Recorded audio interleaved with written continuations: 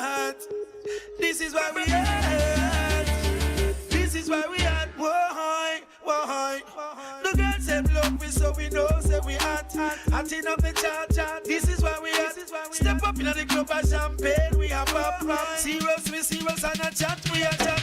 The girls have love me, cause we touch certain spot. This is why we at. The whole of Jamaica, yes, them know, say we at. The whole of America, yes, them know, say we at. Mims and Junior Reid, come and bless this and that. Blackout movements, and one blood family ever had. Number one record on the Billboard spot. And this is why we at. I got my click to the rear of me. Punks living fear of me. Dudes on the block with them Glocks running scared of me. I keep my tool near to me, so don't just appear to me. Never touch my money, no, my money's dear to me. I'm in the club balling in the VIP booth. Shorty staring at me, call the kid so cute. This is why I'm hot, you know it is the truth. She want to get some... Yo. Yes, sir. Here we go. Turn it up. Talking Black and Current podcast with your host, Big Lex and C Note. What's happening? What it do, man? What it do? Hey, man. Listen. Hey, welcome back, sir. Welcome back. Talking Black and Current podcast. Black and Current podcast. Real talk, bold truth. With your host, Big Lex and C Note. Hey, man. C Note, talk to him, man. They done heard me. Talk to him. Hey, man. Listen. Welcome to Talking Black and Current. Once again, we got a good one for you this week. One of those things that hit home for all of us. And we're gonna be talking about some good stuff today. Like the topic is loyalty. You know what I'm saying? Loyalty, and basically what it cost us. You know what I'm saying? So when you stay in too long, becomes a problem. And we're gonna be talking about from a vast majority of things, from the job, relationships, friendships. We're going to be talking about all of that today, because I think we need to have that conversation. And I think this conversation has not been had by a lot of us. And this is, some of that real talk that I think we really need, Lex. And this subject and topic is near and dear to my heart as well. So, yeah, let's get into it. Hey, man. Check this out. No warning. I'm going to say this. No warning. No transition. No loyalty check. Just a meeting, an email, a badge that don't work anymore. 17,000 people at Spirit Airlines showed up, stayed loyal. And then they were told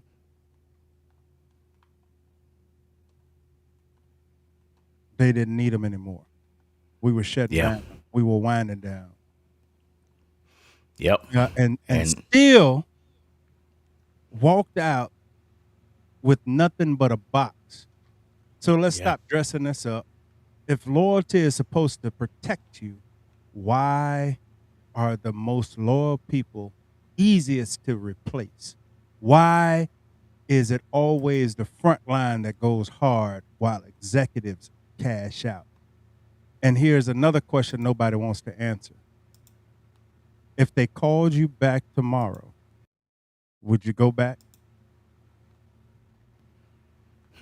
Hey, today we ain't celebrating loyalty. We're questioning it. Go ahead, C-Note. Nah, man.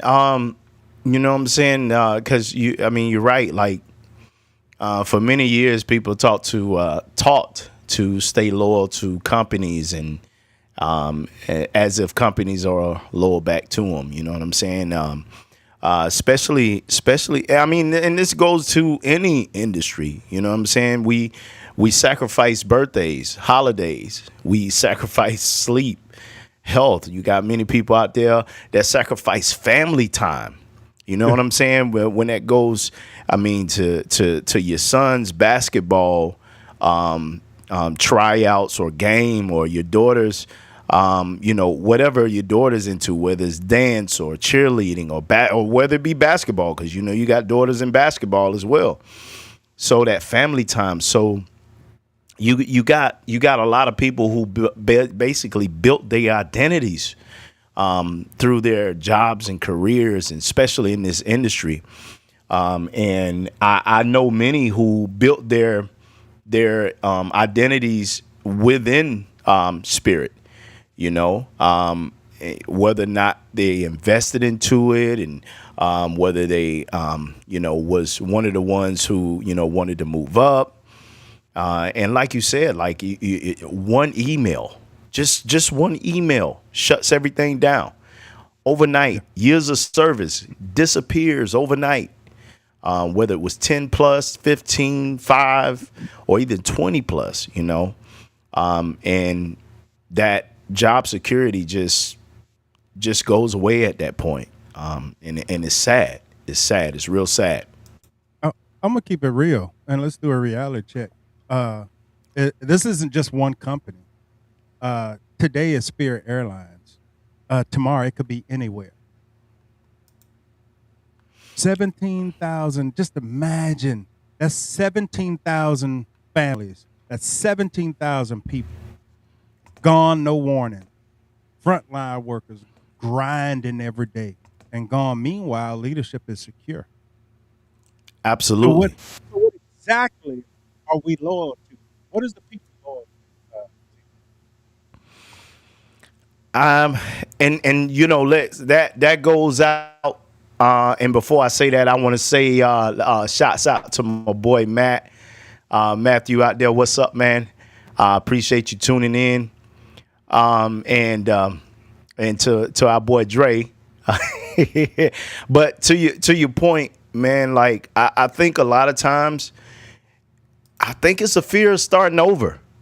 You know what I'm saying? Like, you invest so much into a company, Lex, is they fear the fear of starting over. You know what I'm saying? So it's a lot to go into. We got a lot to unpack today, man. This is one of those things where, when it comes to a job and when it comes to a career, and you invest so much into it, it's sad and it's heartbreaking, man, because it's like a relationship. It's a relationship. It is a relationship. You know what I'm saying? So, when does, because sometimes loyalty at this point becomes destructive to your life, and we want to have that conversation, and me and you talked about it. And in this situation, like you said, it could be any company, not just Spirit, but any company that has their profits. They prioritize their profits over the people, and I think that's the America that we live in right now. And we want to have that conversation. And how do we handle that? And we want some engagement from the chat out there. Chat, make sure that you engage, because we want that engagement. We want to have that conversation today, because this is a real thing for all of us. Yeah.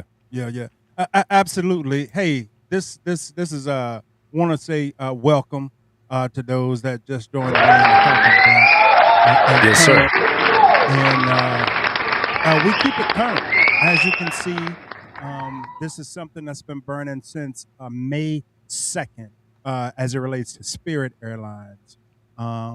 My previous life, I worked at Spirit Airlines for some years, and definitely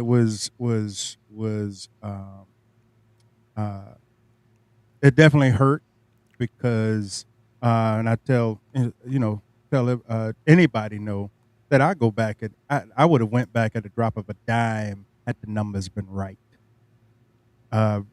Numbers right, and we talking good, going back at the drop of a dime.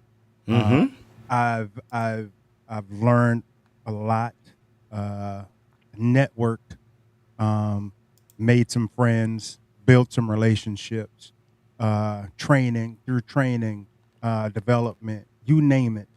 been through there, and I think that was Spirit doesn't owe me anything. Doesn't owe me nothing, and I appreciate everything that Spirit has done for me in my coming up through the ranks. See, no, and I don't want nobody to ever get it twisted that I went up through the rankings, and You did. and I don't owe anybody anything in terms of doing favors.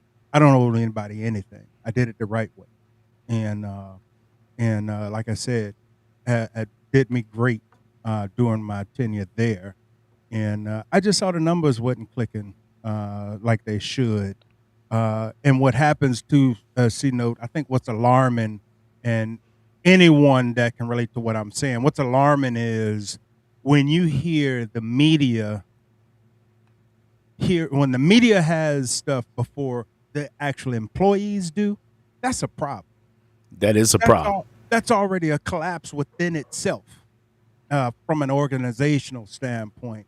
And we often hear, C Note, Dre, we often hear, Sarah, that we're being transparent. We're very transparent. You tell us what you want us to know and leave out what you don't want us to know. And so here's some questions I got, and this is for the audience. C Note, go ahead and answer if you want. Why is there no warning when lives are about to be disrupted? That's one. Why are the people who give the most protected the least? And y'all can drop this in the chat. Another question. Why is loyalty expected but never guaranteed back? Why are severance packages optional, but your dedication was mandatory? And let's not ignore this. Dre, Matt, Sarah, Everton, let's not ignore this. Brightline is also facing uncertainty. Anybody know who Brightline is? Brightline is the train that connects South Florida, basically. It goes up to as far as Orlando now, but it goes from Orlando all the way down to Miami, South Miami. So Brightline is also facing uncertainty too. So this isn't just an isolated incident with just Spirit. We can go back to Pan Am. We can go back to, these other airlines that has lost it. This is a pattern. And this entire thing, Sarah said it. It's still like I'm still dealing with it. I ain't gonna be honest with you. I never thought that day would come where Spirit wouldn't exist anymore. Will be done. I know they were right sizing. They were doing some downsizing. But here's another question to the audience. And see, note, I asked you this question right before we got on is, what happened to the board members with all this money? And they came into Fort Lauderdale. I know. Dre know what I'm talking about. They walked into Fort Lauderdale Airport and they started talking this big talk about they were going to do this. And they wanted to change this no matter what the cost is. They want to make this change. They was going to retrofit all the aircrafts. And they were going to do that. It was so much talk. Terminal 5 in Fort Lauderdale. Terminal 5 was supposed to have been just Spirit Airlines. Remember this about 2023, 2022, 2023? Yeah. Talking about they was going to build Terminal 5. That's why you see all of that over by, if anybody ever been, when you go to Fort Lauderdale Airport, just as you pass the terminal and the hard stands over there, there's an area that has construction. That's supposed to be Terminal 5. It was supposed to be a people train, a people mover that connects terminal to terminal right over to the garage. We saw the whole layout, the whole schematics Remember that video, Sino? Yep.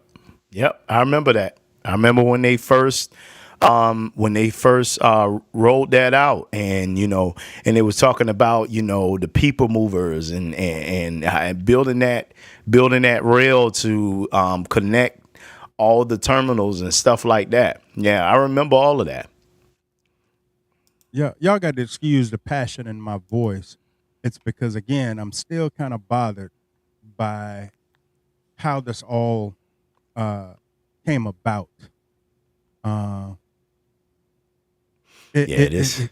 Yeah, Dre, you're absolutely right. You're absolutely right. It was right before Pasquale left. Yep. From there and went to headquarters. You're absolutely right. But it's you got to excuse the passion in my voice. It's because, again, I'm a bit disturbed, for lack of a better term. I'm a bit disturbed about this because it's you show up every day. They want the best out of you, and I'm not just going to talk about this Spirit alone, but it's companies across the board. You show up every day. You do what you're supposed to. They want you to grind. They want you to do more with less. No raises, no pension, no severance.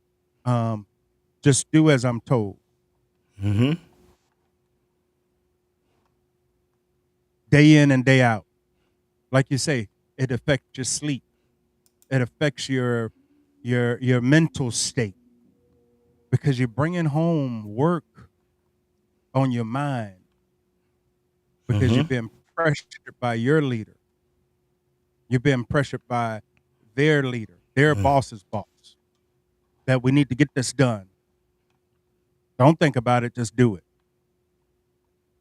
So one day, May 2nd, to get an email at 3-4 o'clock in the morning. Yep. And not only that, Lex, like it was so many sacrifices made.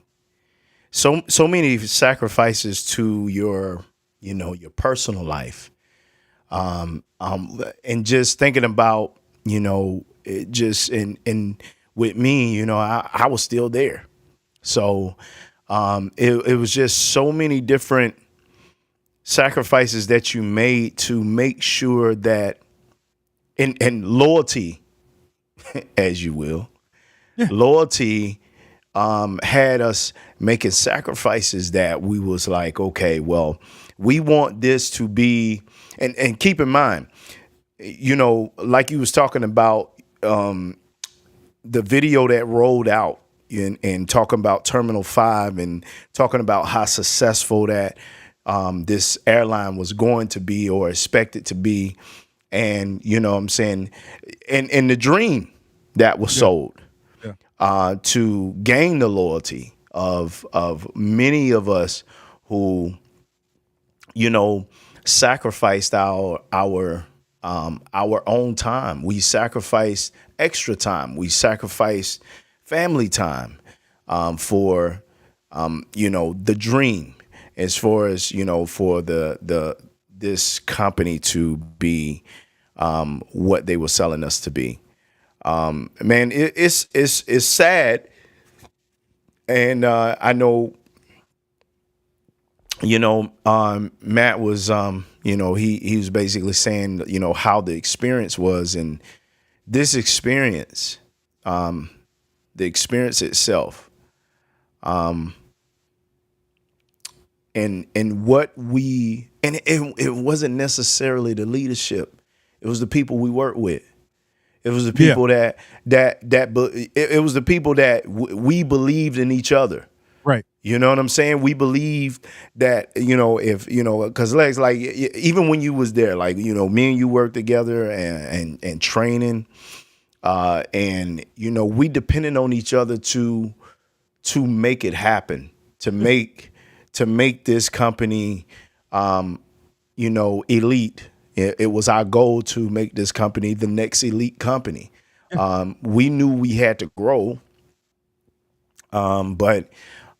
and I think that time that was put in the effort, the energy, the ingenuity, the brain power, the sacrifice. And just a little story to that to everybody that's out there. And I'm pretty sure Dre knows this because he knows the history. But building the training program that that we sat in that conference room, Lex, and we talked about this on some other episodes, and we mentioned this. But to sit in that conference room for hours and hours and hours and hours a day, and not even liking our own coworkers, coming out feeling indifferent just for the sake of building a training program or a brand that we believed in, and that speaks to the loyalty. You know what I'm saying? That speaks to the loyalty of it because we believed in it. And like to Matt's point, we became a family, and we stood up for each other, and that's what we did. And for that loyalty that loyalty to get rewarded in this fashion. And I think that's why I may cut you off, but I think that's why I'm so passionate about that, because the things that we put together, gone, where we at 2026 now, me gone 2 years ago. I left 2 years ago, and the things that I implemented was still going to this day. And I think that's kind of why I got the passion and why you hear the passion in the voice, because them things were still going, because it was helping. It was beneficial. It was an impact. It was all those things to strive for a better day, for a better airline, purpose. And again, the time, the blood, sweat, and tears, the sacrifice that we've put into something, and to see it gone like that. I think that's why the passion in my voice. I think that's why I'm so passionate about this whole thing, because it's difficult to grasp, it's difficult to take in, but nevertheless, it is what it is. It is what it is, and we move on from it. But it's gonna take a little time to know this.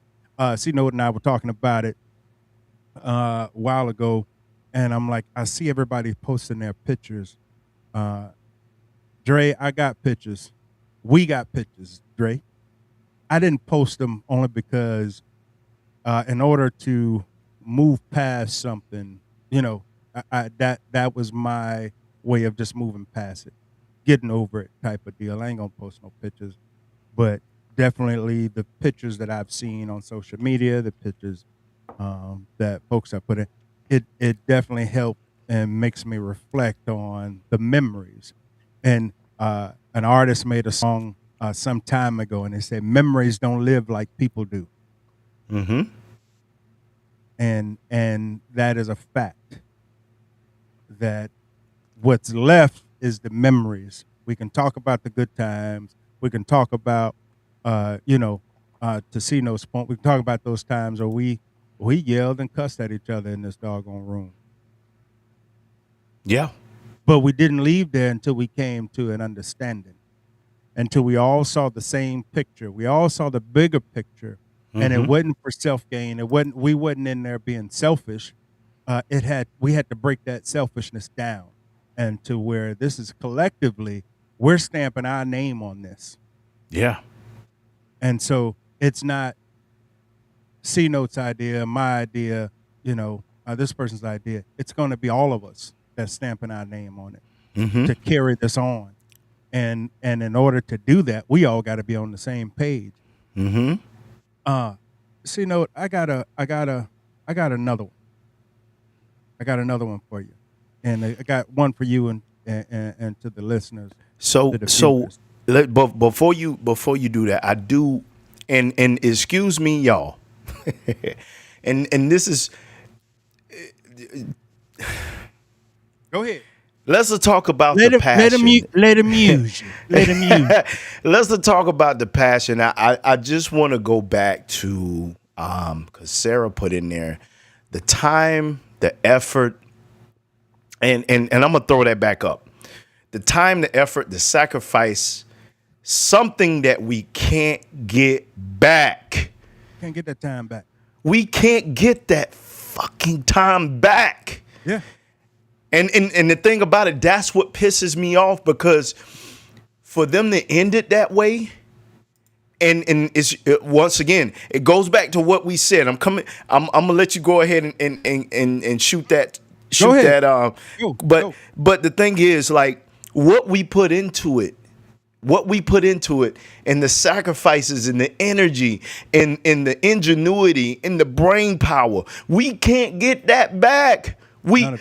None of it back. That's almost like, that's almost like putting in on some liquor, man, and nobody get a drink. You know what I'm saying? That's like, so it frustrates me.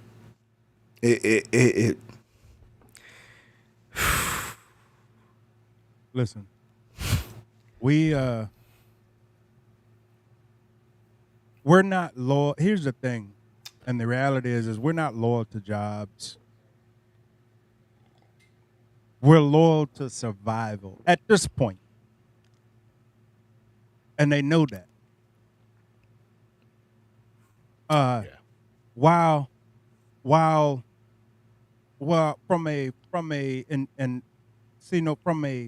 from a corporate perspective, when we're right sizing, if you will, let me use some corporate terminology. When we're right sizing or we're downsizing, from the corporate world, they call that stability. While employees are on the front line with their blood, sweat, and tears. Mm-hmm.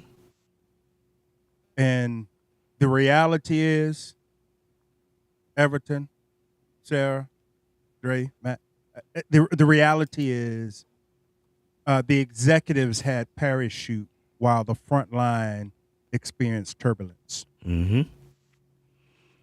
Absolutely. They had a safe net while employees, 17,000 to be exact, got a pink slip. Mm-hmm. They getting checks. They still getting money. Because, and you know what, they had the nerve. I saw it in one of the headlines that they're asking for $10 million to give to leadership.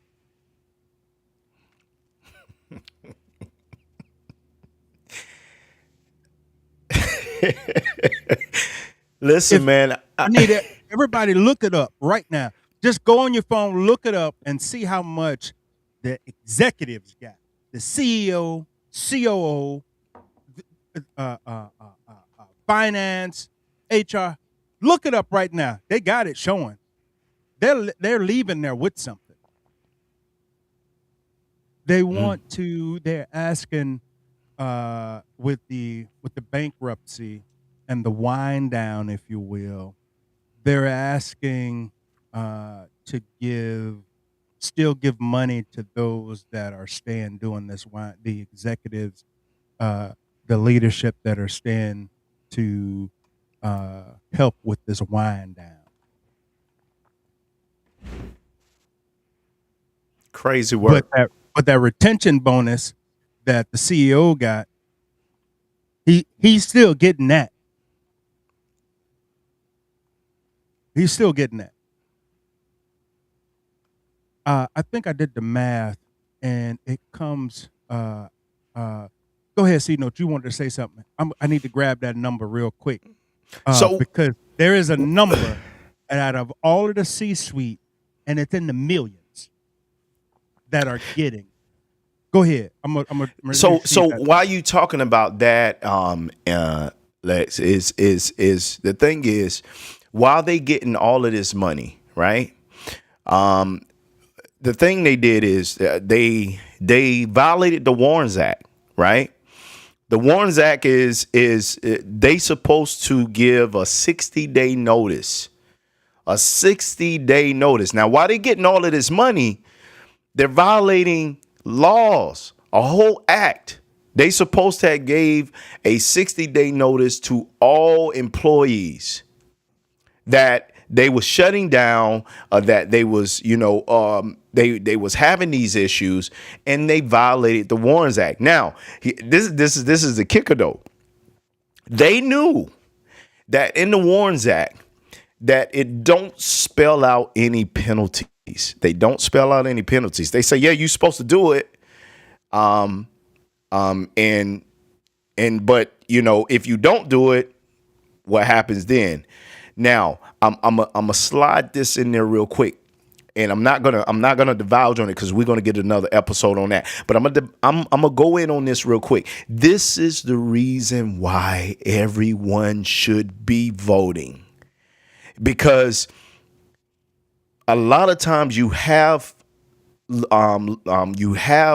laws that are pieced together, but you don't have anybody in place to put those nice little edges to that law so that it will protect people. And preferably, our black and brown, black and brown people that's out there that doesn't know the law like that. The other point, why you get this out, why you look for that, Lex, when they shut down like this, Lex, you know how many families lost insurance coverage immediately? Fucking immediately they lost insurance coverage. So anybody who was pregnant, any family that had, or anybody that was working for this company that had an ailment or a pre-existing condition, on May the 2nd, that was done and over with. But like you said, they get $10 million. But we have 17,000 people, and you multiply that by the families, and you talk about the emotional shock that happened when they shut down and they locked everybody out. And then they had an email that said, on May the 2nd at 11 p.m., oh, by the way, everything that you have with this company is going to shut down. Your emails, all of that. So you better get it while you can. But they get $10 million. So I'm gonna give it back to you. I don't know if you found it yet. Yeah. I'm gonna give it, but I wanted to add that in there. So I'm looking at the article. It said executives requested $10.7 million in retention bonus. So as Spirit Airlines shut down on May 2nd, the company filed in bankruptcy court asking for $10.7 million in retention bonuses for executives and managers overseeing the wind down. Right? Watch this. Additional undisclosed bonuses for the top 3 executives. Court filings have also noted extra undisclosed compensation for the CEO and the 2 senior officers. Listen, look it up. If y'all don't believe me, look it up. It's there. Plain as the writing is on the wall. Here we go. Here we go right here. I got another one. Court filings are not disclosed the exact shutdown. Watch this. There is a shutdown phase bonus amount that is going to all of the executives, or the C-suite, if you will. But they can talk about the 2025 payout totaling over $5 million for the top 3 executives combined. Davis hasn't even been there long enough to get what he's getting. That part. Folks who talk what they want and say what they want about Ted Christie. Ted was entitled to a bonus, and he left, what is it, a week or 2 weeks before he was eligible for that bonus? Yep. And that was, I think, 3.8 or something like that he was eligible for. He left before that. So that says the money he wasn't about the money. Because he could have stayed and dilly-daddled and what the old folks say, shuck and jive. Yeah, he could have played ball. Yeah. He could have played ball. Got his 3.8 and got up out of there.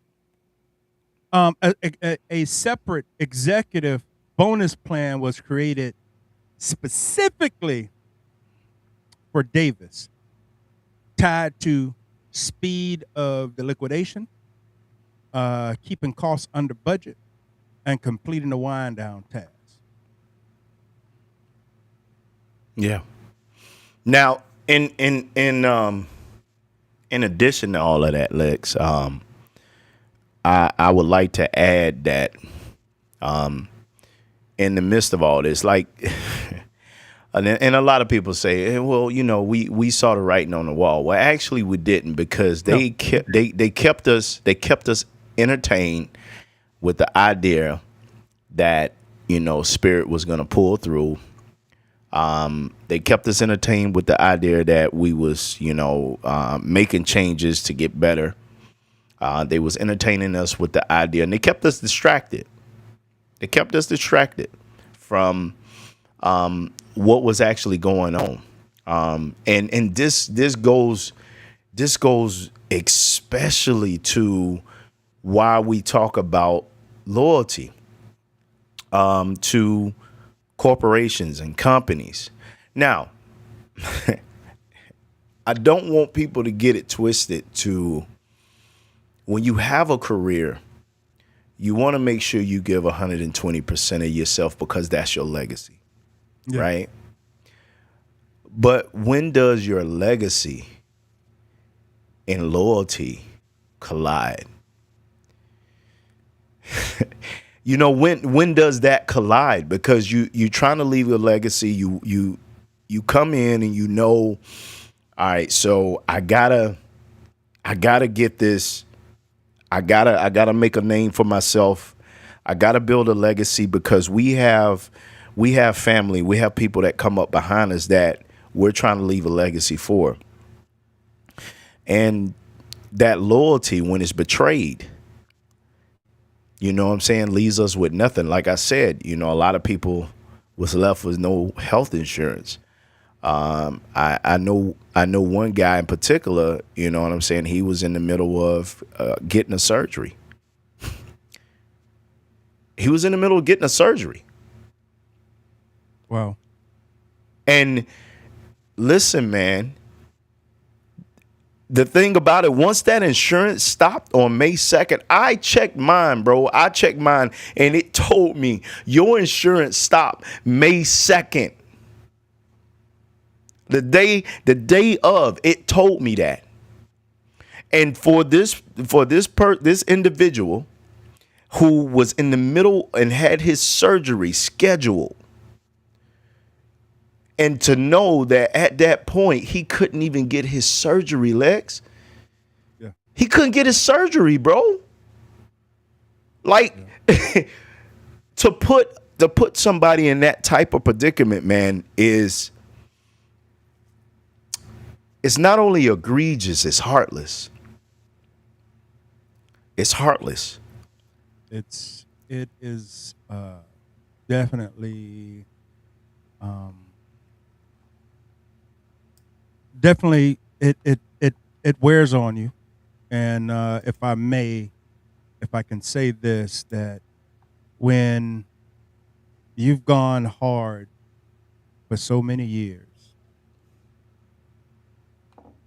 and your blood, sweat, and tears, like you say, we can't get the time back. Everything that we sacrificed, we can't get that back.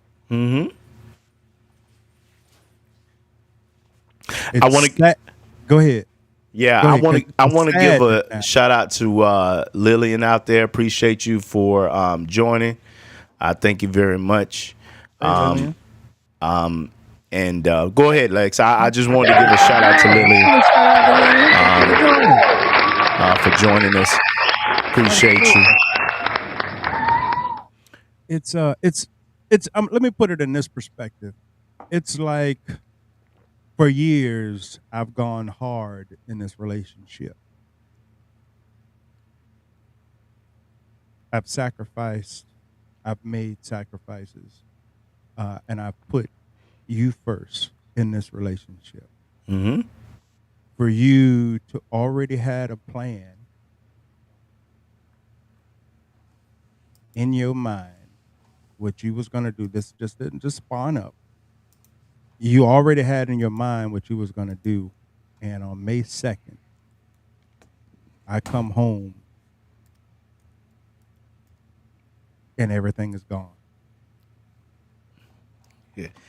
Hey, you know what? This and I'm gonna come back to Lillian's point, but when you said that, you know what that equivalent is. You know old school stories, and when they used to talk about when the man went for a pack of cigarettes and never showed back up at home. Yeah. This is exactly kind of like the same thing. It's like, hey, babe, I'm gonna go over a pack of cigarettes. You know what I'm saying? I'll be back. Yeah. And the man never shows back up and knowing leaves the whole intentions. Know what your intentions were. Knowing the whole intentions is the same thing. Lillian did say something she spoke on, and this is an interesting interesting angle to it. Workplace genocide. Wow. Yeah. Workplace. Listen, bro. Like that's an interesting terminology to it, because that's exactly what happened. And like you said, like, it's not just this company, but any company. That's workplace genocide. Yeah. You basically shut down, and 17,000 people, bro. 17,000 people. 17,000 people is out of work. 17,000 people don't even know when their next meal gonna come. 17,000 people it can't even depend on anything anymore. And it is frustrating, because I know a lot of people, especially that we work with, that had mad talent, that had mad intelligence, that did everything that they could to put this company on top and to keep this company on top. And I know people who put massive hours, including yourself and I and Dre and Matt and everybody else and Sarah. Yeah. That put mad hours into making Spirit or this company the best that they could actually be, with our talents and our gifts, our character, our work ethics. And we brought everything and put it on the table. And they said, hey, baby, I'm about to go buy a pack of cigarettes. I'll be back. Yeah. We're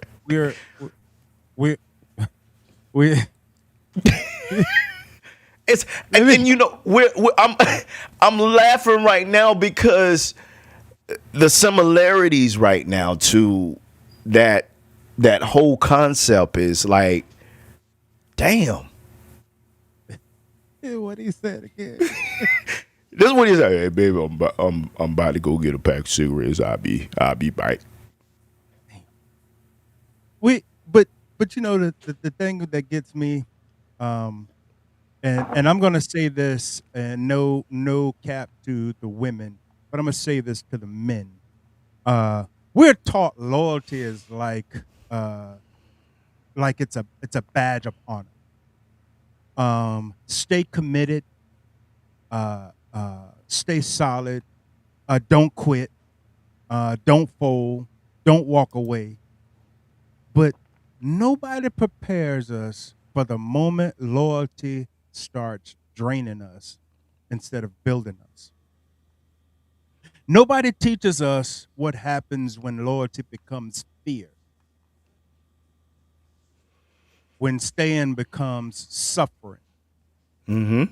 and when commitment quietly turns into self-abandonment. Mm-hmm. This topic, this episode, is deeper than just layoffs. It's deeper than just relationships. Mm-hmm.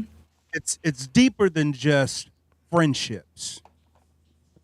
We're talking about the emotional cost of staying too long in jobs, in situations, and identities, and it's a version of ourselves we already outgrew. Pause right there for any comments in the comment section, and see if he came back with a cigarette. He ain't came back for no damn cigarette, and he long gone. He done mashed out, and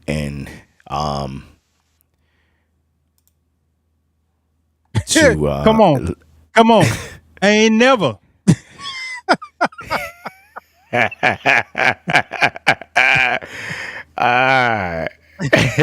Right.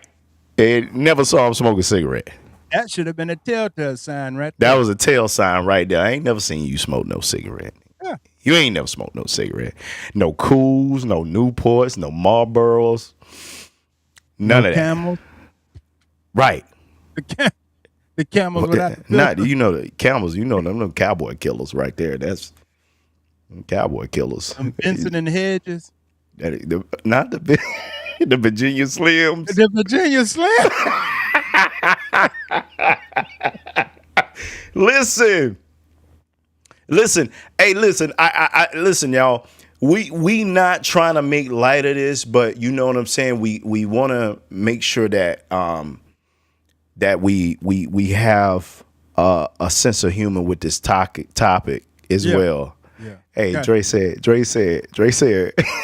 Yeah. Dre said, Papa was a Rolling Stone.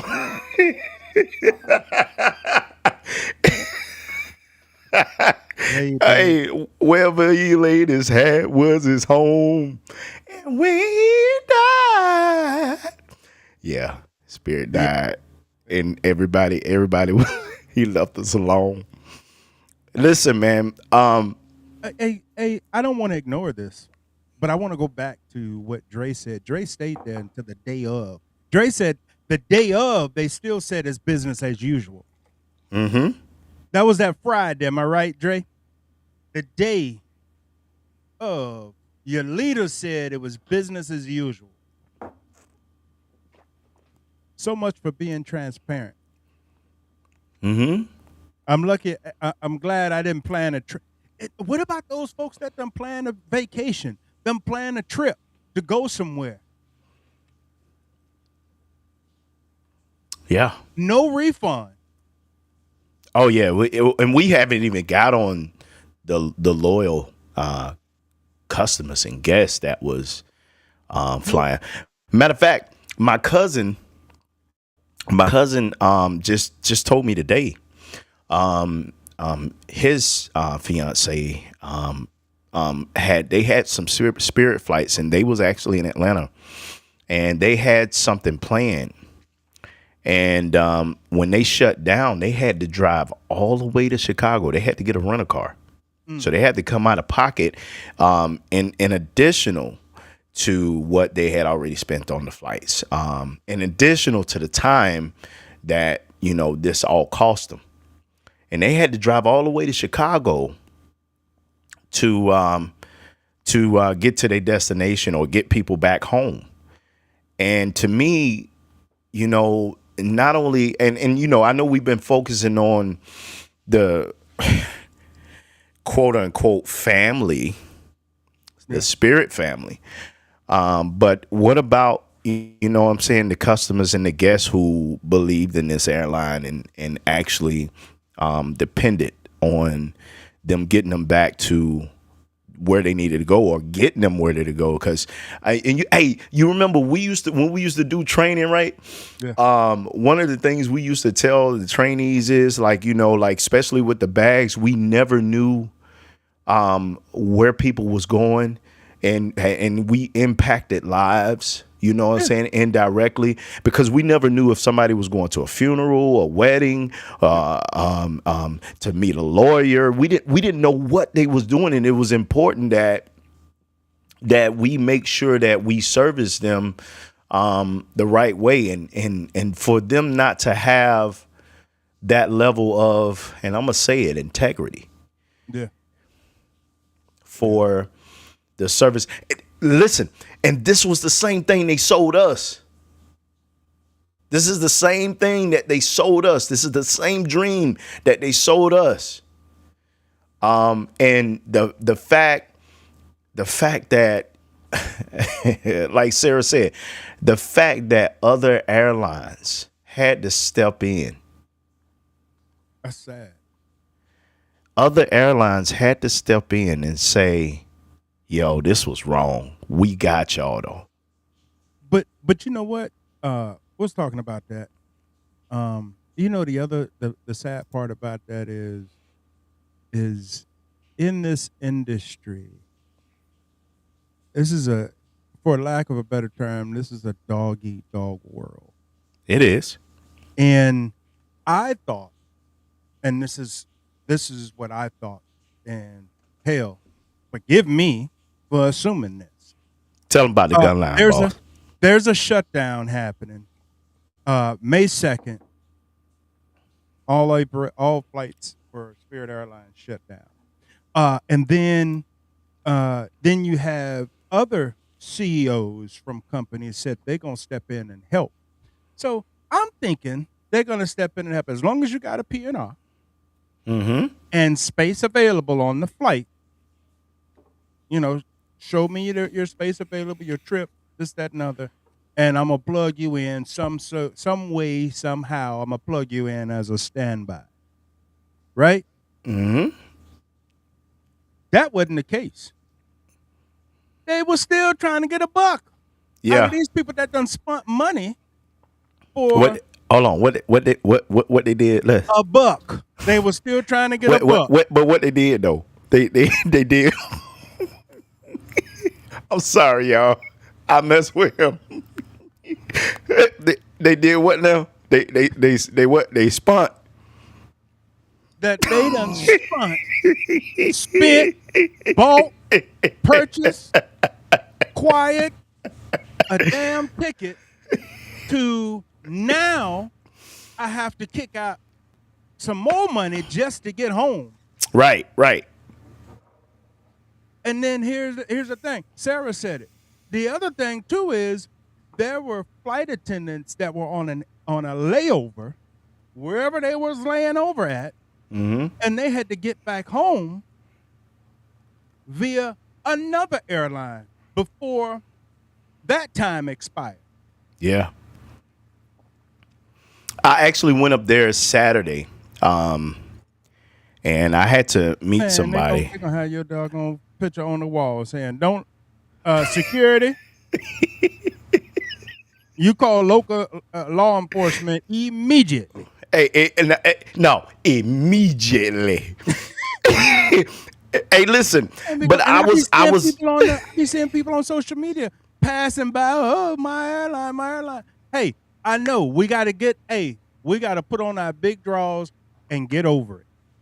Yeah, we have to, because the longer you mope in it, the longer it's going to take you to get past it.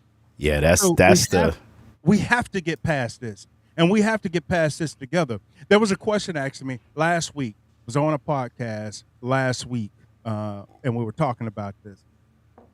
There's a question asked me. It was about, and we'll move on from the top. We'll move on from Spirit, and we'll move on to the other topics that we have. But the question asked about ownership. Would you rather it be the black collectives own the company, Spirit, revive spirit, put them on a lifeline, or however you call it? Or should it be one owner or one black owner? I don't know if folks know, but there were a board or some stakeholders that obviously this tells me that they couldn't come to an agreement in terms of who was doing what. This is the big money spenders that I was telling y'all about that walked into Fort Lauderdale.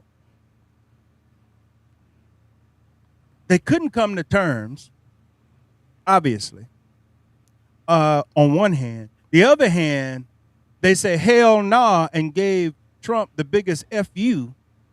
No, you're not going to give us this, and you take 90% of it just so you can send the aircrafts, overseas for a war that we didn't start. You started this. Yep. And so I can say, hey, yeah, they stood their ground on that, but that still doesn't save them from doing the BS and how everything rolled out. Yeah. I think they knew this was happening. To your point, more than 60 days out. They had to know this. Oh, they knew this at the beginning of the year. They knew this at the beginning of the year, man. When they announced that second bankruptcy, they already knew what they was gonna do. And this is how I know. I was when we had the support. We did the support for 2 weeks. Me and my AGC. I'll say that. Won't call his name, but we was sitting there in the embassy in the conference room, and we saw a aircraft take off. And this was the Monday after the Saturday that they shut down. Yeah. So we called legal and we said, hey, where? Because I was like, what the hell is this aircraft going? And they literally said that was the owners of the aircraft, the leasing people or whoever owned it, coming to get their shit. So if they already was coming to get their shit, they already knew. So I'm gonna say this, like, and that goes back to your point of with the situation with Trump and he wanted 90% and they gave him the FU, man, fuck you, like we ain't doing that. This is the thing. This is why I tell people all the time, it's important for our people, black and brown, blue, yellow, whatever. Anybody in the minority sector to vote. It's very important, and not only for the federal, for your local too. Because I'm just gonna go ahead and say it. This fool DeSantis is actually destroying Florida. And if everybody wants to look and look at your local up in Tallahassee and what they're doing up there, man, they're making laws and cutting laws that actually demeans and cut back on all of your rights. And a lot of us sit back and say, well, I ain't gonna vote because it ain't gonna make a difference. It ain't gonna make a difference if I vote. They don't care about me. Yeah, that just sound crazy. Did that sound like him? Did it?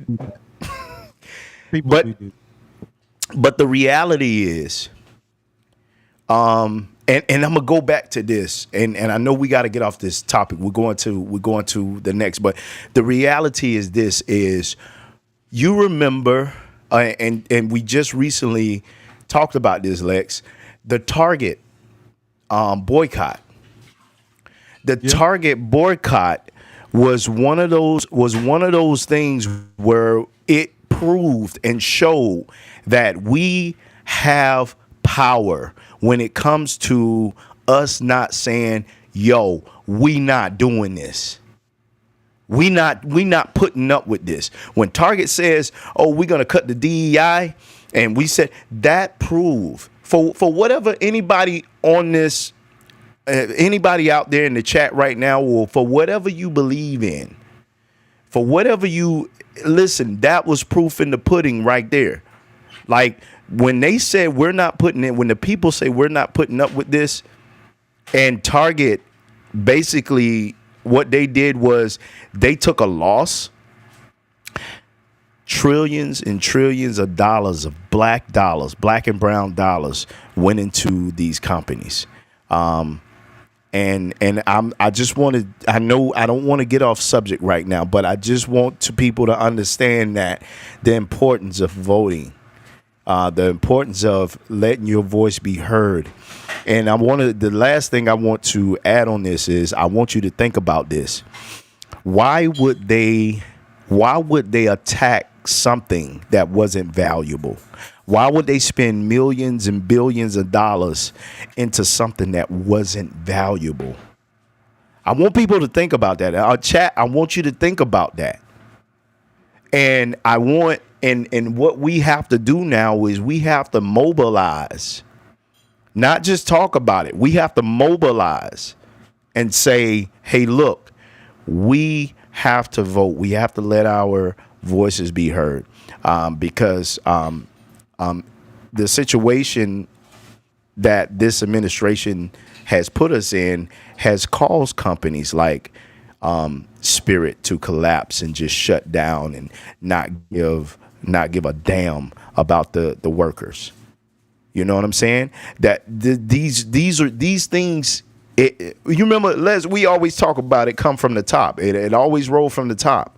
Yeah. So when you start talking about your local government, the federal government, like all of that stuff matters. So I wanted to speak on that because it is very important. So we can roll to the next topic, and if you got anything else left on that, I'll let you go ahead. I'm sorry, bro. Like you know how I am. No, you good. I think it's important that we can actually touch on that just a smidgen in terms of we were talking about the black, it being a black owned company or black collectives, because it's not just an airline conversation. We have to understand that there was a group of a board, if you will, that was overseeing Spirit Airlines, as it is with Frontier. So Frontier has it's Frontier, I think Avelo, and some other sister airlines that involve in this board. So Spirit had a board and Frontier has a board. I just want to put some stuff in perspective that, again, this just didn't happen overnight. Those that has been with Spirit long enough know that Spirit never bounced back from COVID. Never. The demand did never return pre-COVID. Pre-COVID was rocking and rolling. And I can say that because it was C-Note and I that was doing hiring events, and we were like, damn, we moving fast as hell right now. I'm talking about from selling out aircraft legs to getting more aircrafts to it was moving. It was moving fast. And that was our pitch to anybody that was joining in the company at that time. Jump on board. Spirit is moving fast, faster than ever. It's a great opportunity. It's a great time to get on board right now. And who would have thought some 6 years ago, 7 years ago, we would be here. where there is no more spirit. The other thing too is what I want to say is, okay, I think it was all angles spirit. It was all angles C note. I think that was coming at spirit. It was regulatory. There was COVID. We never bounced back from COVID. I'm going to say so I can put this into context. We never bounced back from COVID. We had regulatory stuff that was happening. We had the economy that was actually, if we can go back now, we know who was running it. We had that stuff going on. Then, y'all ready for the nail in the coffin? We had planes grounded in a desert because we had engine problems. Yep. Look it up. Pratt and Whitney is the name of the company for the engines, for the Neos, to be exact. Pratt and Whitney, they grounded, I want to say maybe 40, 50 aircrafts. So in the airline industry, a little education note, and folks may know, in the airline industry, if a plane is sitting on the ground, we ain't making money.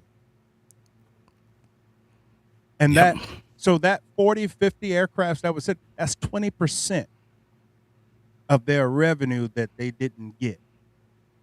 Mind you, already still trying to play catch up. COVID hit. Now we went from in classroom to virtual training, 6 feet rule. You really wasn't selling out your aircrafts. Everybody had to be with masks.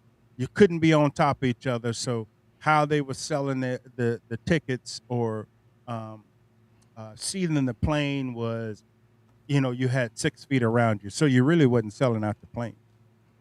Masks came off. Some normalcy came back, but still never bounced back from COVID.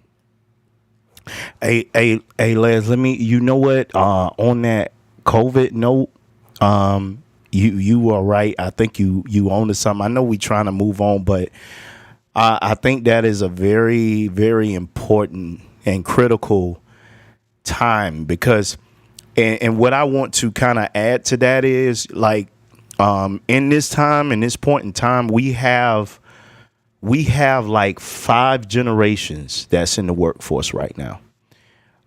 We have our baby boomers. We have our Gen X. We have our older millennials. We have our younger millennials. And everybody sees loyalty at this point. When COVID hit, it affected everybody differently.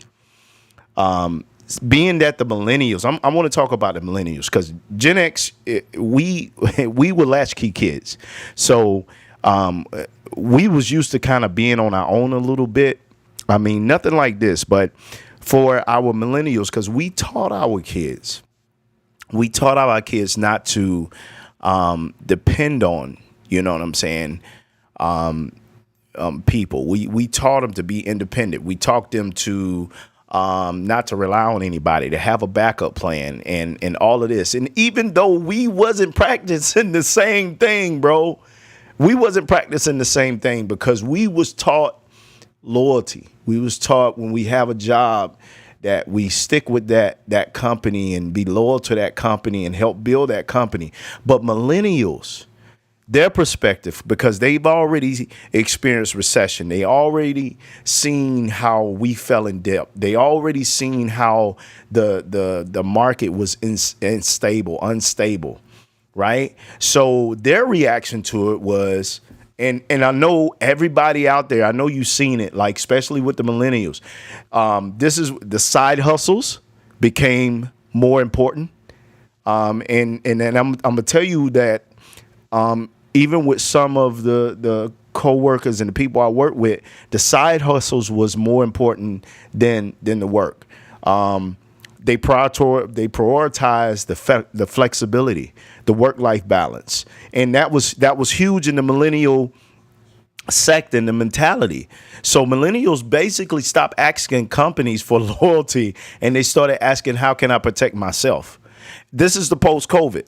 This is post-COVID because when they seen how a lot of these companies just shut down and forgot about the people who made them great. You know what I'm saying? That they stopped asking for the loyalty from the companies. They didn't believe it anymore. They didn't believe it. So post COVID, you had a lot of the millennials that didn't really believe in it in the first place. And I'm gonna give you a perfect example. Like a lot of millennials will tell you straight up, it's like, yo, I mean, hey, I can get another job. I don't care about this job. I can get another job. However, the Gen X and the older millennials was like, yo, you know what I'm saying? This is my bread and my butter. But every COVID affected everybody a little different. Gen Z, the Gen Z's relationship with work was shaped by watching the world shut down in real time. So the Gen Z's was affected by COVID. It was like, okay, well, you know, this thing can shut down, so I'm not going to give my loyalty to a company when, you know, if it can shut down. And once again, the mental health issue or the mental health aspect of it was very true to the younger millennials and the Gen Zs. So the big corporations made a shift, right? Corporations start protecting their profitability, and that's what they did in COVID. So when everything shut down, a lot of the corporations was like, you know what? I want to protect my profits. We're going to get this bailout from the government, but, you know, we ain't going to get this to our people. All right. So now that left people emotionally with this baggage to deal with this. And I just wanted to kind of throw that dynamic out there, Lex. And I know we was trying to move off of this. And like I said, it's a lot to unpack in this. But I just wanted to kind of throw that out there because we have the different generations out there. And shouts out to the millennials and the Gen Zs, Gen X out there. And we also have our baby boomers that's still out there. I want to give shouts out to all the generations because all of you guys bring something very flavorful to the workforce and to this world. So I want to give a shouts out to all the generations out there because we've been working hard and been trying to, you know, mesh this thing together and it's just hard. But when you have a situation like this, it affects everybody. It don't matter what generation you from. Yeah, you're absolutely right. Putting that in perspective, you're absolutely right, and I definitely appreciate you trying to, you know, connect that because it definitely needs to happen from a connection standpoint and knowing the difference between, you know, the different generations to connect, to relate to them, and that's all a part of leadership as well.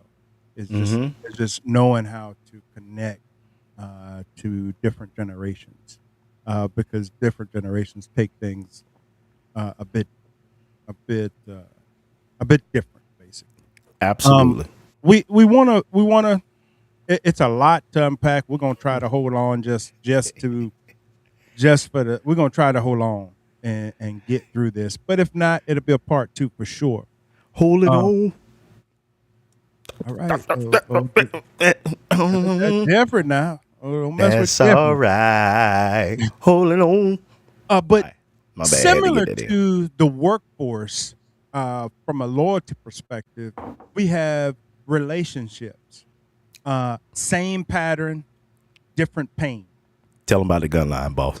Same pattern, different pain. Now take the same mindset and bring it into the relationship as far as being loyal, showing up, things of that nature. You stay because of the time invested. You stay because you remember the good version. You stay because starting over feels like failure. Does any of that sound familiar? That you're in a relationship? So I'm going to pose this question for the chat. Hey, before I pose this question for the chat, hey, Susie Q, Talk to her. Appreciate you, Susie Q. Appreciate you joining. Hey, y'all, don't forget this every Tuesday. Every Tuesday, 6:30. Every Tuesday, 6:30. Every what? Every what, Lex? Every Tuesday at 6:30. Y'all tune in, lock in, gonna tap in. We're keeping it current, and we're definitely keeping it. Shit. Tuesday 6:30. Okay. I don't know why this dude trying to make me. Talking Black and Current podcast. Black and Current podcast. Real talk, bold truth. With your host, Big Lex and C Note. But the question I have, here's the question. Question I got is, how long do you keep giving when nothing is coming back? Talking about from a relationship standpoint. We talked about the job. Mm-hmm. Talked about the job. From a relationship standpoint, how long do you keep giving when nothing is coming back? That's one question. Second question is, at what point does loyalty become self-neglect? At what point in the relationship does loyalty become self-neglect? Let's talk about it. And then here we go again. Why do we fight harder to keep people than to keep our peace? Well, Love isn't supposed to feel like a job you can't quit. I'm going to pass the collection plate around in a little bit. No. Now, Oh, that's afterward? go on and answer. Go on and answer that. Go ahead, C-Note. I'm going to get to you while we wait on our comments in the chat. Hey, listen, man. A lot of times with when it comes to relationships, bro, like sometimes staying when it's unhealthy, and we know it's unhealthy, but I think it's all about the starting over process. Nobody wants to start over anymore.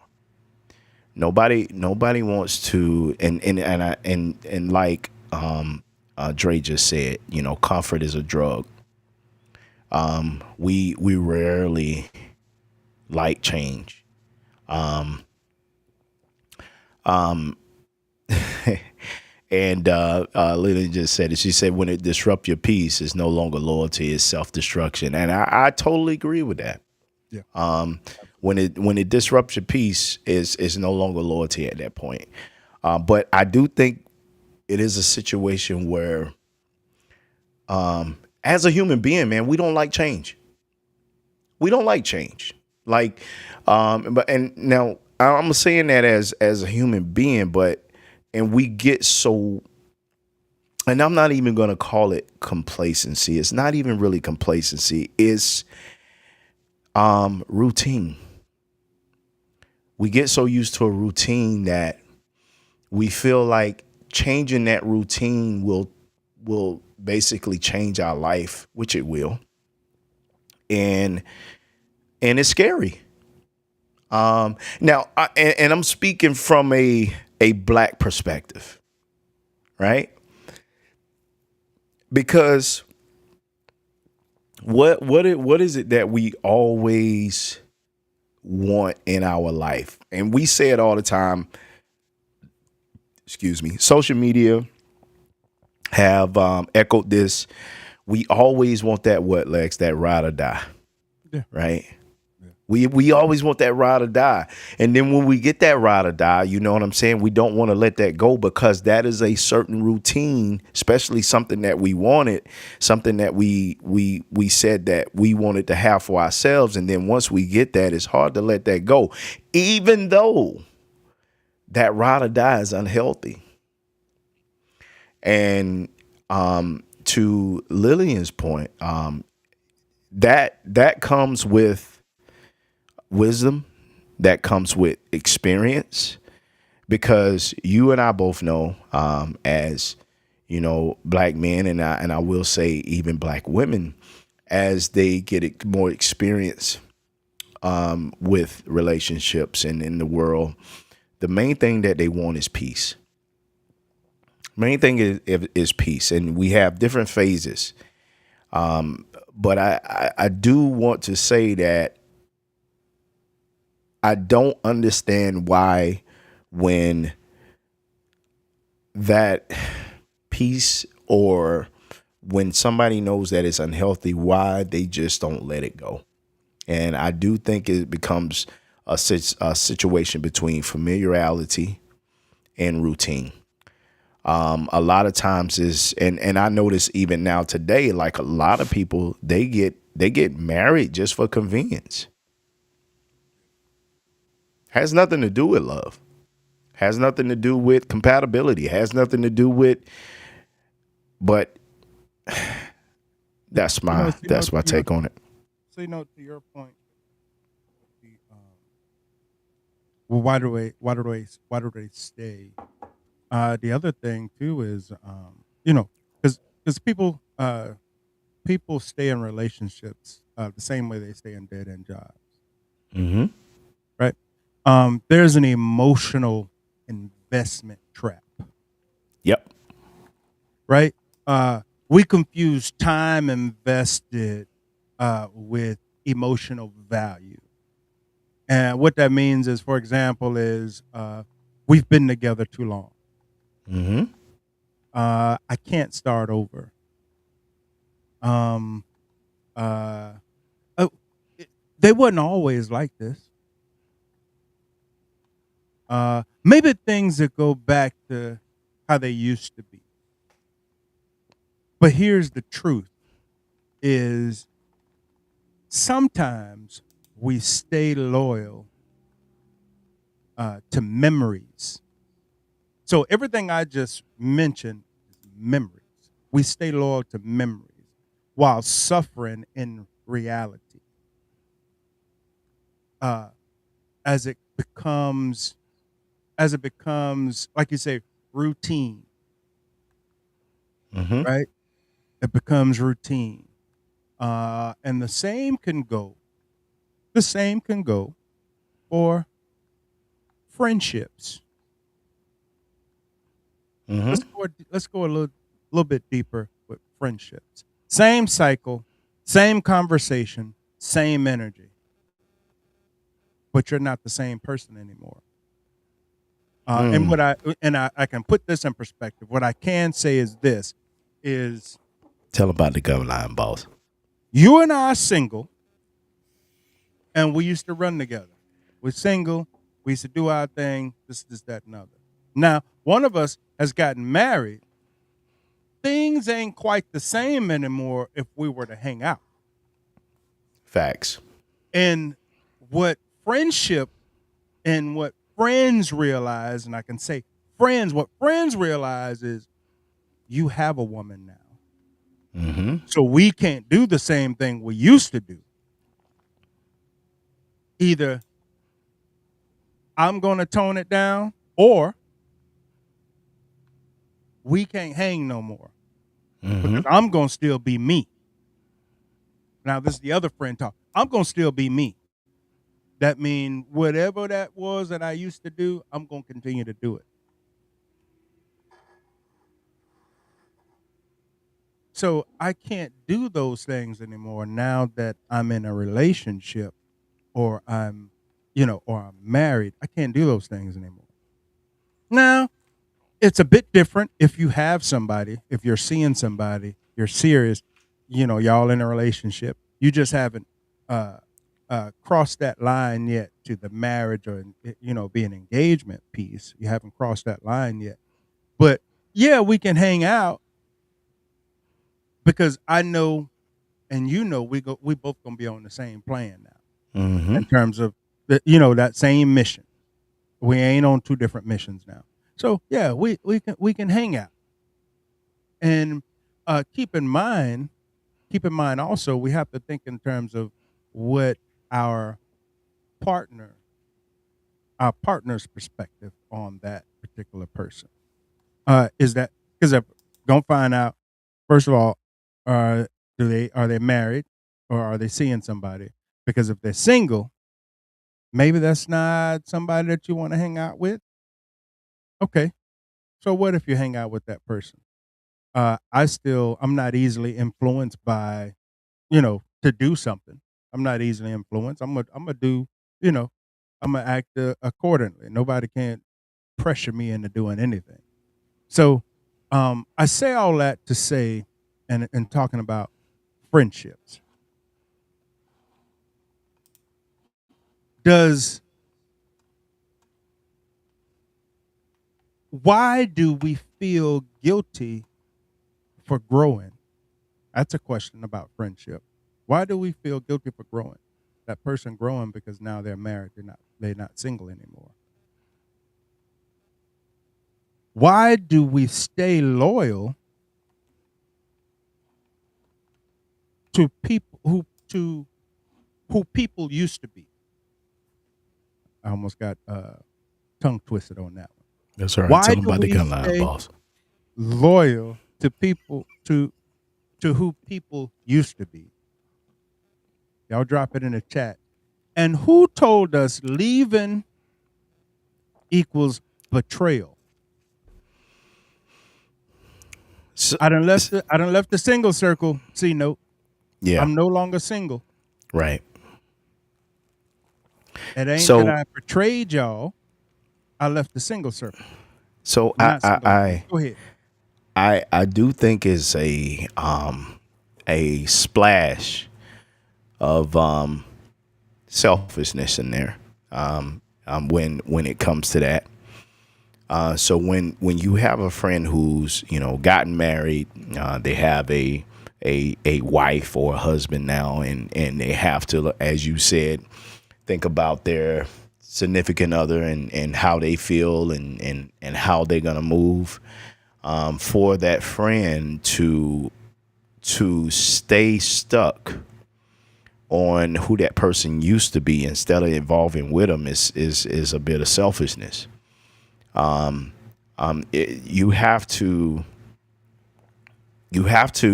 make sure that you're in line with yourself, to make sure that and think about it. If you have love for your friend and the evolution of your friend, then a lot of the understanding of where that person or your friend is going, you're gonna be there with them, right? You're gonna be there with them. Now, the other side to that is, just speaking real, is that you never want to lose your boy.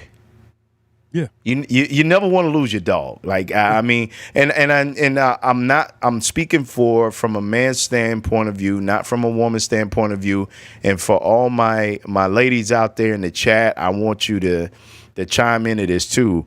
But you really never want to lose that my dog that says, what I'm saying, we get to go out, we get to hang together, we get to, do whatever at any time we want to. And then when that happens, or when they get that significant other, get married or whatever, it's hard to let that go, because in a sense, in the friendship, you kind of married to that single person as a friendship, and you don't want to let that go.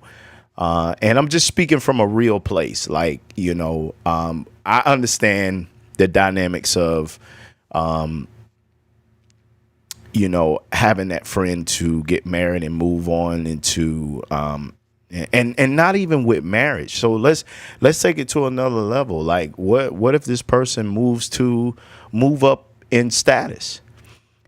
From when you start talking about moving from an entry level position to a manager's position or a executive position.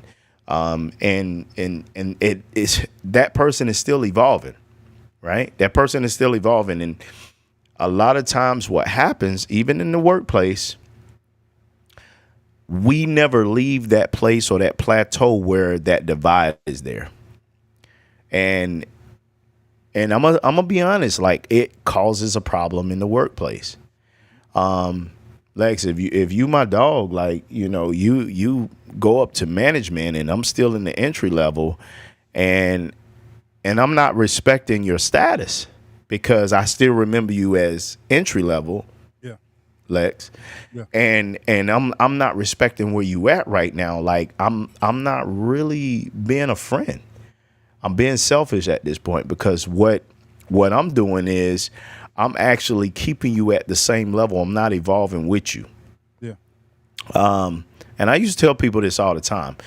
If you was truly a friend, right? If you are truly a friend and you have somebody that goes to supervisor, manager, married, or whatever, and you don't respect those boundaries, you was never a friend. Yep. You was an associate.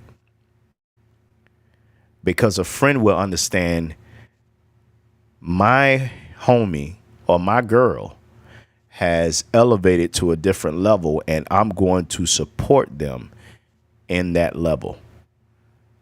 And to me, that makes all the difference in the world. It makes all the difference in the world. What we got here? Oh, you had that up. My bad. See what Lillian says. You see the real value of a friendship when a single friend becomes married, or married folk become single. The dynamics of the relationship will change regardless. Absolutely. That the dynamics change. Because at that time, hey, listen, and I hate to get real biblical on you, but hey, in the Bible says, listen, that the man will cling from his mother, and cling to his wife. So how much more truth that is to the friend? If it's saying that you were clean from your mom, and that is probably the highest hierarchy of your life, how true if that is of a friend? So that friend has to understand that at that moment, that wife or that husband takes priority regardless. So that's my spiel on that. I'm gonna let you go, because I see you right now. I see the look in your eye. Tell them about the gun line, boss. No, we good. It's we're talking about jobs, loyalty as it costing us. We're talking about jobs, relationships, friendships, and signs. Loyalty becomes self-neglect. What are some signs? Losing confidence. You feel like you're walking on eggshells. This is a relationship.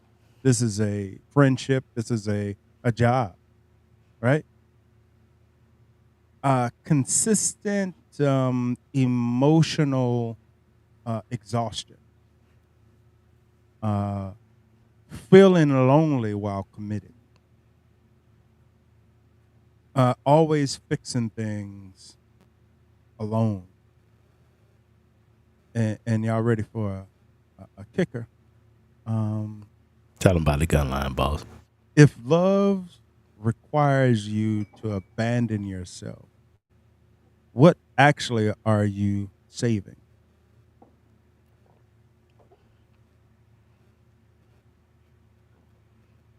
And you know what?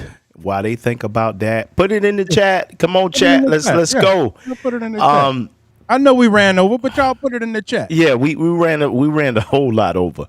But I got another question. Are old friends entitled to permanent access after you have evolved? Are old friends entitled to permanent access? We find that in families a lot, Lex. The mom or the aunt or whoever was real close, they feel like they have that permanent access. And you have that family member or that friend who feel like, hey, I was here before you. I was here before you. You didn't see them. You didn't see them. You didn't see them when they was going through this. You weren't with them when they was going through this. I was down with them when they was going through this. And I was there when they got to the point where they either married you, or I was there when, and they feel like that they have that permanent access. You know what I'm saying? Are old friends entitled to that permanent access? Come on, chat. Let's go. Let's get with it. Let's talk about it. What do you think about that? Let's have this conversation. Are old friends entitled to access? Come on, chat. Y'all got 5 seconds on it. I don't think they tapping. I don't think they typing. Okay. I don't typing in. Ain't nobody typing in them. Yeah, but that's all right. We appreciate all of you. Oh, what's one thing you stay loyal to too long? That was a whole nother one. Come on, let's go, chat. Let's get it.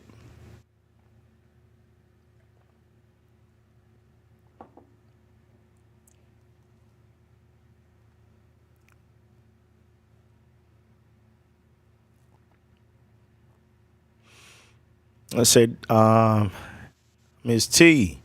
Ms. T says it depends on the relationship you have with the friends and their boundaries. Oh, that's Absolute. the access.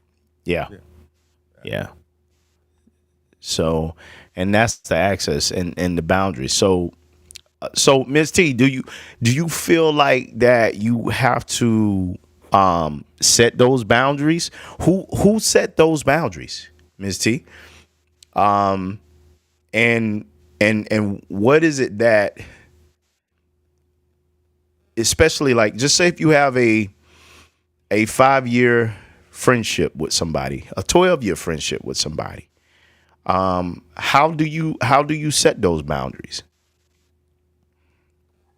Dre, you can't start the next chapter of your life if you keep rereading the last one. That is true. So Dre, question for you is rereading that chapter. Is okay. You say you rereading the chapter. So do you close the chapter? Do you modify the chapter? Yeah, let's get into it. Do you modify the chapter? I know we're not rereading it, but do you modify the chapter, or do you create a whole new chapter out of the last chapter? Or how do we branch from that? You know what I'm saying? How do we branch from that? So, I mean, let's talk about it. To Ms. T's point, I'm gonna speak on that. Lex, is when you have a long-term friendship or relationship with a guy, female, whatever. Now, what I will say is this is harder sometimes. It's harder sometimes, especially when you have that friend that you grew up with, that friend that you grew up with, and they've been there for you through thick and thin. And then when you meet somebody that that kind of knocks you off of your feet, and like, yeah, this is my soulmate, this and that and the other.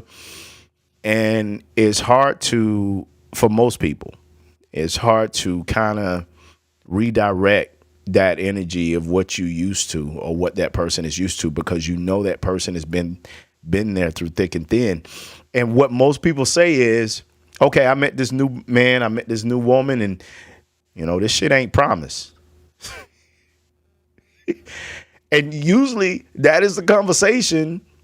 You just met this dude. You just met this dude. You just met this woman.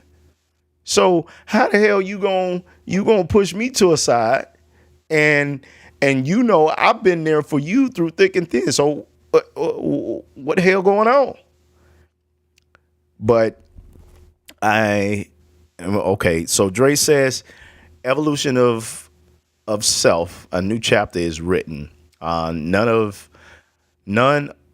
are the same person we were 15 years ago. If a friend can't understand that, are they your friend? And that is true. I would say no. They was and it's hard, right? It's hard because we talking about loyalty now. We talking about loyalty, and loyalty sometimes get modified. A lot of times loyalty gets modified. So we want to say, are they really your friend, or were they tagging along just for the ride, or was they tagging along just because of what you had, or was they tagging along just because of what you could do for them, or vice versa? I heard a wise man once said that friends, or so-called friends, are around for the season. You know, whatever season it is, they're around for the season. But you have some friends that stay around and stink up the place like spoiled milk. Ooh, shit. Damn, not spoiled milk. Yeah. So we know that stink. Yeah. Here's another question. What's harder for you? What's harder for you? Now we talk about that emotional trap, right? What's harder? Is it leaving, or is it just starting over? Period. It's harder. We'll let that marinate for about 5 seconds, and then I'll move on to the next one. What's harder for you? Leaving or starting over?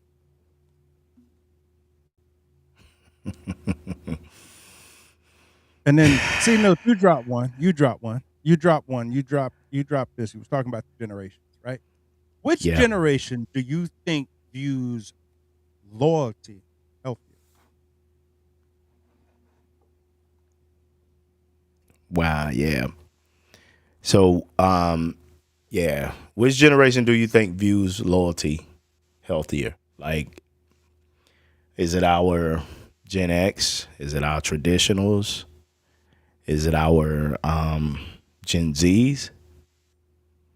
And I think everybody views loyalty in a different way. Loyalty, I think,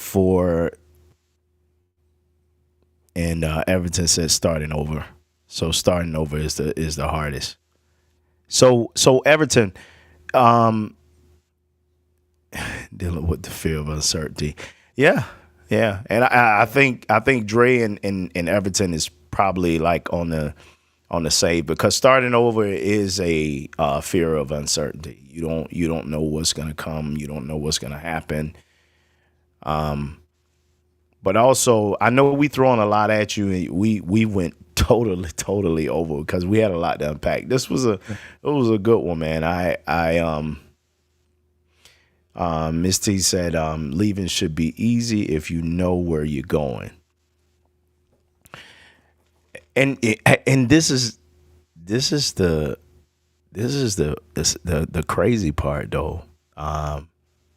A lot of people don't know where they're going when they leave, and they don't make that exit plan, that mental, spiritual, emotional exit plan. So hold on, pause right there though. Mm-hmm. Pause right there. I know we short for time, but you posed a nice little comment you made just now, a little statement. You said, here's the question. When does staying, you don't know where you're going, right? Mm-hmm. So now that this has happened, this is my spirit, folks. Now that this has happened, of course, that is gonna affect your way of being loyal to a company moving forward. Because you learn from it. You take this as a learning lesson, like right now moving forward. We take this as a learning lesson, right? Should everyone now have an exit strategy? Now, should everybody now have a break of an in case of emergency plan? With the big hammer. That throws their loyalty out of the window. I'm gonna tell you something. For me, I'm gonna say yes. So long as you've known me, I had an exit strategy. Every time. I've had an exit plan. I've had a plan, and I got to have a plan because I have to have a plan, and that's what we taught. We taught folks to have a plan, even when we taught. Right. Nothing is forever. Yeah. You have to have a plan. And that is because I've conditioned, I'm going to say that word. I've conditioned myself to have a plan. Just in case plan. Mm-hmm. Hey, we'll go a little deep. Plan B. Tell them about the gun line, boss. You have to, and it's not an option. Having an exit plan is not an option for me. But so there's a question. Shiva answered it. Go ahead. Should I have an exit plan now? Absolutely. And I'm gonna be honest with you. Like? But what does that look like too? Hey, listen, I'm gonna be totally honest, man. Like, I'm gonna be totally honest. Like, I am so guilty. I am so guilty of not having that exit plan. And when I say that, it's not because it's not because I didn't want an exit plan. It was just that, sometimes you get caught up into what you feel like your calling is, and you don't create that exit plan because you feel like that is your calling. That is what you supposed to do. That is what your lane is. And I'm gonna be honest. I am guilty. I am guilty. It was me, Judge. It was me. I be the baby pappy. I be the baby pappy. Yeah, you gotta take that with you, man. You can't do that. You gotta take it with you. No, but yeah. So a lot of folks wondering, and I've gotten phone calls and texts when that happened, and there are a lot of folks that, damn, you were smart. Did you see the writing on the wall? I just thank God for discernment, and because things happen for a reason, and I think it was my mindset to say, "Hey, I need to leave because of this," Mm-hmm. and I say that because I think that happened because there was something bigger at the end of the road, and didn't want me to get caught up in that. That bothered me. It hurt me to leave Spirit. Yeah, it hurt me too. I put so. And it hurt me too. Yeah, he just walked away. Bow-legged in one leg, just walked away from it. I'm just saying, just hurt the shit out of me. Crazy work. Just what I'm saying. Just with your dress shoes.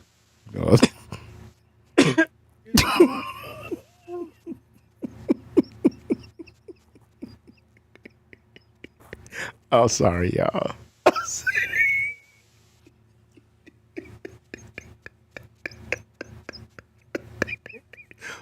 Where you at, dog?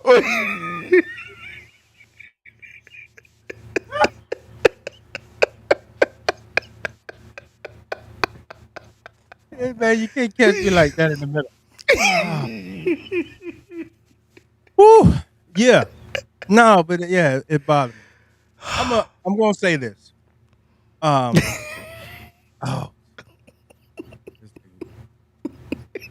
Whew.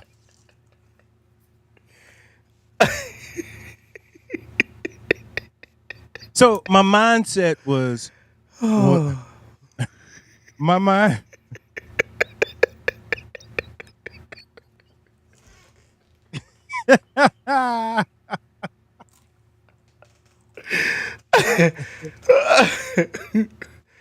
Oh shit. Hey, Trey. hey, Jay, you know I was. Weezy. You know I was. Hey, listen, you know he had that George Jefferson. You know he had that George Jefferson. Whoa. Hey, well, we're moving on up. But real though, staying wasn't always the strength. Sometimes leaving Got me crying is the over here. bravest thing. I feel is the bravest thing I did was leaving. Because I stood my ground. I said, do this, or else I'm out.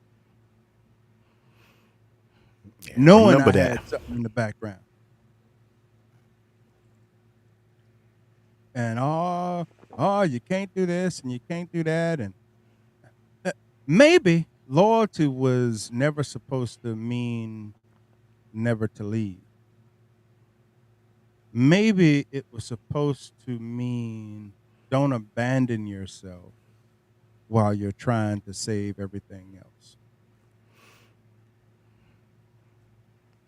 Little food for thought. And Yeah, I done put it on my plate. we at 30 past, and I'm gonna say this. I'm gonna use this, and I'm gonna say jobs change. Relationships change.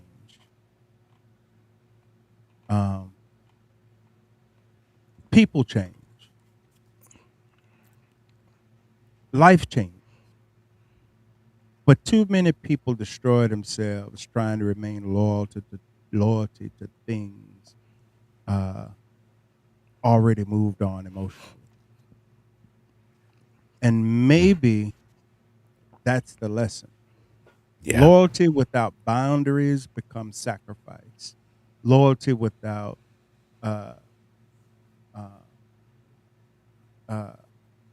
reciprocation becomes exploitation. And loyalty without self-awareness becomes self-destruction. Mm-hmm. So before you keep holding on, ask yourself, am I staying because this still serves me? Or because I'm afraid to see who I become without it?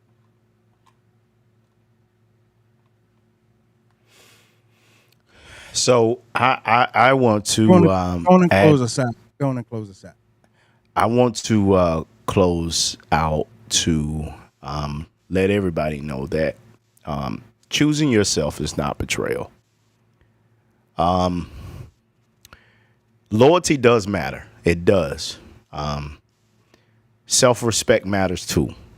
All of that matters. But staying somewhere that destroys your peace is not noble, nor is it healthy. Building a new life sometimes is scary. We all know that but sometimes it's necessary. Sometimes it's necessary when you know that the current good thing has run its course. All right. But recognizing that is the key. like Lex was saying earlier. Recognizing that good thing or whatever got you to that next level has run its course it's a hard pill to swallow sometimes. Because a lot of times we want to stick with what we know. And a lot of you in the chat has put out some very, very powerful insight to this conversation.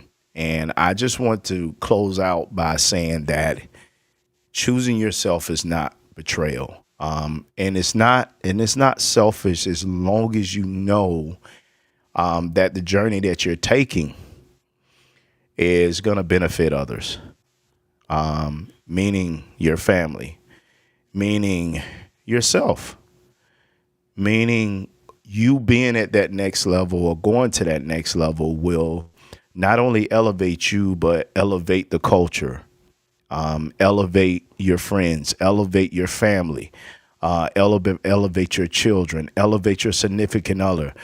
A lot of times building that new life is scary, but it's necessary. And I think oftentimes, Lex, is we stay complacent, and I use this word very loosely and not very definitive. I think we stay complacent because a lot of times we feel like that we owe it to the current status or the current situation that we in to not elevate and go anywhere else and build anything new. But the key to everything is that choosing yourself is not betrayal. So I will close out, Lex, in saying that, and I'll get back to you. All right, cool. Listen, 8:35. Hey, folks, I thank y'all for joining. 17,000 people didn't lose their job because they weren't loyal. They lost it because loyalty doesn't outweigh business decisions. And that's the part nobody teaches you. So the question isn't, should you be loyal? The question is, who deserves it? And what is it costing you to keep giving it? Because at the end of the day, jobs will replace you. People will outgrow you. Situations will change without warning. But the one thing you can't afford to lose is yourself. So ask yourself, are you loyal? Or are you just afraid of starting over? Hey, man, this is Talking Black and Current. You got C-Note over there looking like... Here we go. Here we go with the bullshit. I ain't gonna do it. Yeah, it is. No, I ain't gonna do it. Hey, I appreciate y'all. Hey, tap in every Tuesday at 6:30 p.m. Eastern Standard Time. Every Tuesday at 6:30 Eastern Talking Black and Current Podcast. Black and Current Podcast. Real talk, bold truth. With your host, Big Lex and C-Note. Turn it up. Talking Black and Current Podcast with your host, Big Lex and C-Note. Hey, y'all. I'm going to leave y'all with an old tune real quick. We're going to get up out of here. Okay. Y'all ready for it? Tell them about the Gunline Boss. Oh. Hey, Dre, where you at, Dre? Where you at, Dre? No, he talking about I got dust on my chin. Ooh. Hey, listen, Dre, when I see you, it's on sight. You hear you and me? Do you hear me, boy? Shit. It's on sight, Dre. It's on sight, bro. I ain't got no dust on my chin. Hold on, it might be a little bit. That's them sprinkles, Dre. That's them sprinkles. That's a whole lot of sprinkles. Oh, okay. So you go co-sign with them? You go co-sign with them? Okay. All right, man. Y'all tap in. Hey, listen. We all a gang. Tell somebody. Talking Black and Current, man. Hey, listen. I appreciate Miss Lillian Dre, Everton, Miss T, Miss Sarah. I want to give shots out to Matt out there. You know what I'm saying? We want to give shots to everybody out there who, made this episode very interesting and putting all that insight in there. Go ahead, Selector. Shit. It's still on site, Dre. Still on. I just want to let you know, Dre. It's still on site, bro. I can do it. I can go back, Dre. He don't be wanting me to go back, Dre. But I can go back.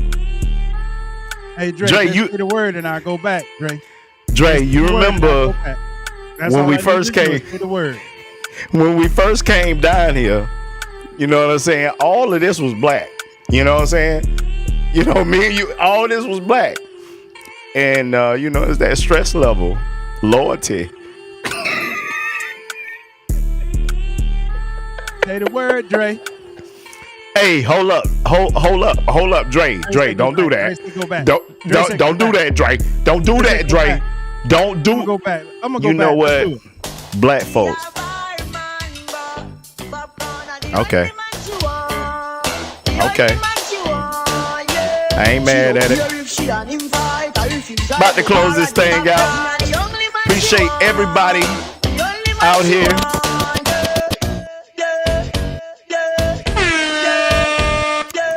Oh, no, he didn't say get him. He did say get him. He did say get him, did he? Well, I don't really care what people say. I really watch what them want do. Still, I got to stick to my girls like glue. And I might not play number 2. All I know the time it is getting jet. Need a lot of trees up in my head. Got a lot of dental in my bed to run that real. Sans bikini, sans monokini. Dre, you stupid.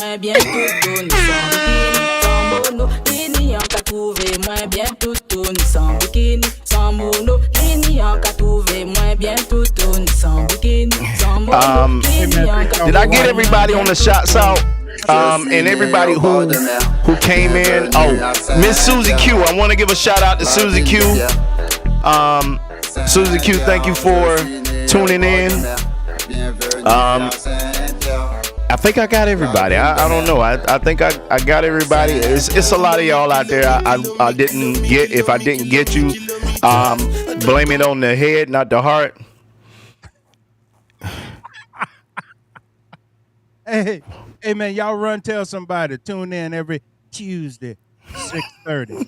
Every Tuesday. Tell them just like that. Every Tuesday. Every Tuesday. Like somebody granddaddy. Somebody granddaddy. Every Tuesday, 6:30. Y'all tune in, man. Hey, we moving on up. What you know about rolling down in the deep?